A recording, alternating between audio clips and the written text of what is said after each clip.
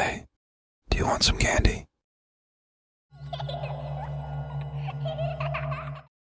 I'm a single father to my adorable daughter, Becca. We recently celebrated her birthday, and to surprise her, I decided to gift her the beautiful doll she had been eyeing at the local shop. Becca named the doll Molly. Molly had lovely brown hair and wore a charming pink dress with cute little shoes. In the initial days, Molly became Becca's constant companion. They would eat together, sleep together, and even have delightful tea parties. However, things took a strange turn after a few days. One night, Becca came to my room visibly shaken, claiming that Molly was watching her. I tried to reassure her, explaining that it was just a doll with glass eyes and nothing more.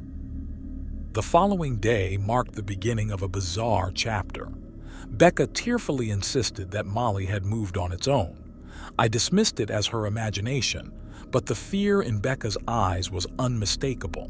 As days passed, the situation grew unsettling. I began noticing that Molly wasn't where we had left her. She appeared in different places each time, on the dinner table, near the bathroom, or sitting on the couch. The doll's gaze felt more intense, almost as if it were staring at us. One day, we discovered Molly in Becca's school bag, a placement neither of us had made. A chill ran down my spine as Becca stammered, "Molly didn't want me to go to school alone." Fearing for Becca's well-being, I decided to put Molly in the attic. Surprisingly, Becca didn't protest. I hoped this would restore normalcy, but a couple of days later, Becca woke me up, claiming she heard Molly talking. Now genuinely scared, I went to the attic with Becca, only to find Molly exactly where I had left her, a silent doll in my hands. The turning point came when I returned home one evening to find Molly sitting on the living room couch. My heart raced. I had locked her in the attic. Confused and terrified, I locked the doll in the trunk of my car. That night, we experienced the first peaceful sleep in weeks. Unfortunately, the peace was short-lived. Early the next morning, Becca woke me up, whispering, "Daddy, Molly is back." Hoping it was a dream, I walked into her room. To our horror, Molly lay beside her on the bed. Fueled by terror, I decided to end the nightmare. I grabbed Molly and set her on fire in the backyard. Becca watched silently from the window. That night, Becca slept in my arms.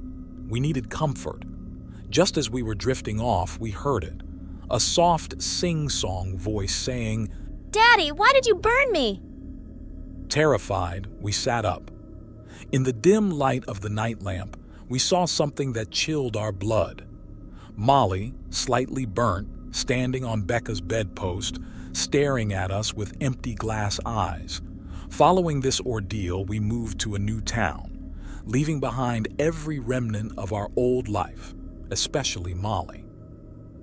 Even today, in the quiet moments, Becca and I shudder at the memory of those glass eyes and that haunting sing-song voice.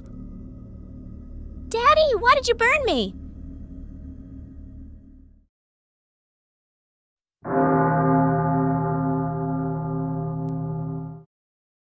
I've always had a fascination with board games, especially those that lean towards the unusual. My friends and I regularly gathered for game nights, exploring a range from classic board games like Monopoly to obscure indie creations. One evening, my friend Ronnie brought along an interesting discovery: a vintage board game named Ephemeral Sanctuary. The box showed signs of wear, the artwork faded, yet it possessed an eerie charm. The instructions suggested it was a game capable of connecting players to the spirit world. We chuckled at the notion, dismissing it as a mere gimmick, but curiosity compelled us to give it a try. Arranging the board in a dimly lit room, we lit a few candles to create an atmosphere that matched the game's mysterious theme. The objective was straightforward: summon spirits and engage in communication with them.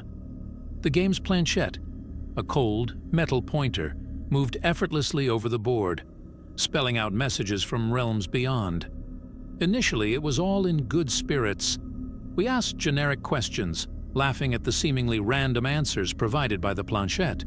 However, as the night progressed, the ambience in the room shifted. The air became dense, and the flickering candles cast elongated shadows on the walls. The planchette started moving with intent, spelling out names unfamiliar to us and answering questions before we could finish asking them. Unease settled in as the room seemed to grow colder. Deciding to conclude the game, we attempted to move the planchette to goodbye, but it resisted. Terrified, we desperately tried to release our hands from the planchette, as if an unseen force held us together. Strange whispers echoed in the room, and the temperature continued to drop. It was then that we noticed a figure emerging from the shadows, a dark, indistinct shape materializing from the corners of the room. Panic ensued as the planchette spelled out a single word, love. Ignoring the instructions, we frantically attempted to break free, our fingers numb from the cold. The room resonated with a guttural growl, and the figure in the shadows took on a more defined, sinister shape. In a final surge of strength, we managed to break free from the planchette's hold. The candles flickered violently as the room returned to its normal temperature. The figure dissipated into the darkness, leaving us shaken and breathless. We packed up the game, swearing never to play it again. However, the spirits we had unintentionally summoned seemed to linger. Unexplained events haunted us, mysterious knocks, chilling whispers in the dead of night, and fleeting glimpses of shadowy figures. I write this not as a warning, but as an earnest plea for help. The ephemeral sanctuary has left an indelible mark on our lives, and the spirits it unleashed show no signs of relenting. We live in constant fear, tormented by the consequences of that fateful game night. If anyone has experienced something similar, please share your stories. We need answers urgently. The spirits are gaining strength, and they won't cease until they achieve their desires.